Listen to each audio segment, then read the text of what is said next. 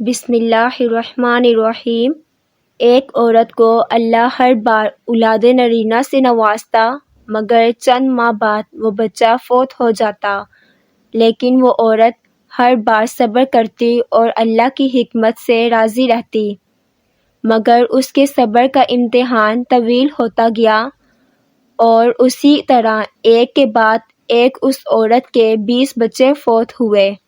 آخری بچے کے فوت ہونے پر اس کے صبر کا بندھن ٹوٹ گیا۔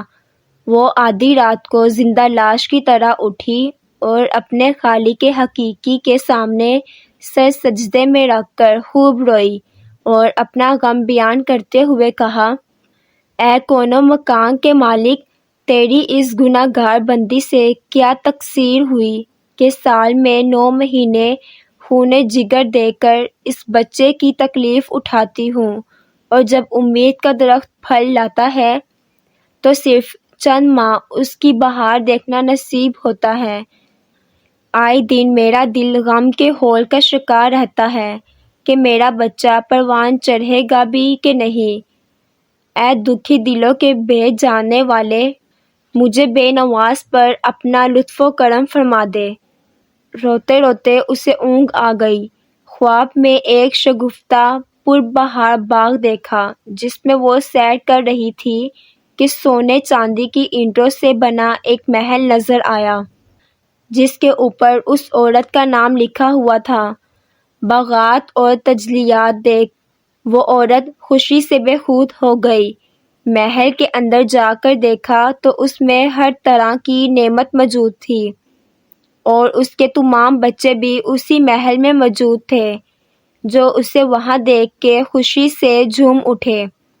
پھر اس عورت نے ایک غیبی آواز سنی کہ تو نے اپنے بچوں کے مرنے پر جو صبر کیا تھا، یہ سب اس کا اجر ہے۔ خوشی کی اس لہر سے اس کی آنکھ کھل گئی۔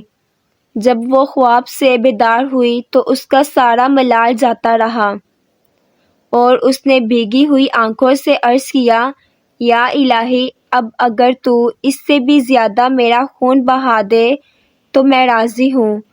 اب اگر تو سینکڑوں سال بھی مجھے اس طرح رکھے تو مجھے کوئی غم نہیں۔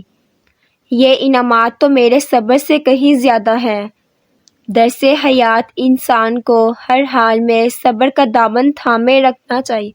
معزز ناظرین، انسان کو ہر حال میں صبر کا دامن تھامے رکھنا چاہیے، کیونکہ یہی چیز انسان کو اللہ کے قریب کرتی ہے۔